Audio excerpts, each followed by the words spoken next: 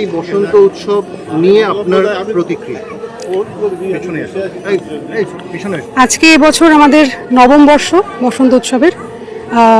আমাদের পথ চলা শুরু হয়েছিল হৃদ মাঝারের এই বসন্ত উৎসব দিয়েই। রবি ঠাকুরের ভাবাদর্শে এই বসন্ত উৎসবের সূচনা। আমরা সেইটাকেই এগিয়ে নিয়ে যাওয়ার চেষ্টা করছি, সকলে মিলে একটা মিলন উৎসবের আয়োজন করার চেষ্টা করেছি, সকলে মিলে আনন্দ করব, এইটুকুই।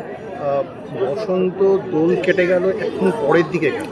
আসলে বসন্ত উৎসবের একটা বড় অংশ হচ্ছে বাচ্চারা, যাদের পরীক্ষা রিসেন্ট শেষ হয়েছে বলা যায় বেশিরভাগই।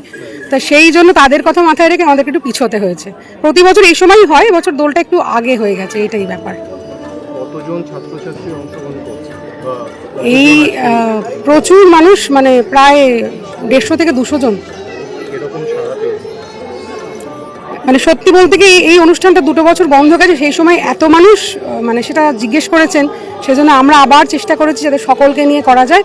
খুব ভালো সাড়া পেয়েছি।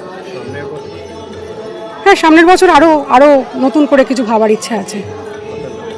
আমার নাম বৈশালী চক্রবর্তী, আমার দল হৃদ মাঝারের সকল সদস্যরা রয়েছে আমার সঙ্গে। হ্যাঁ, আমি আবৃত্তি করি। তো আজকের এই অনুষ্ঠানে আপনার এরকম একটা পারফরমেন্স কিরকম লাগে?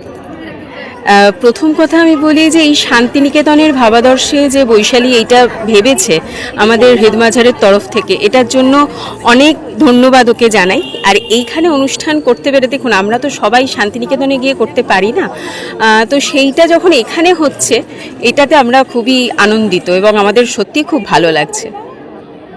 আপনার নাম? আমার নাম সায়ন্তনী রায়মণ্ডল।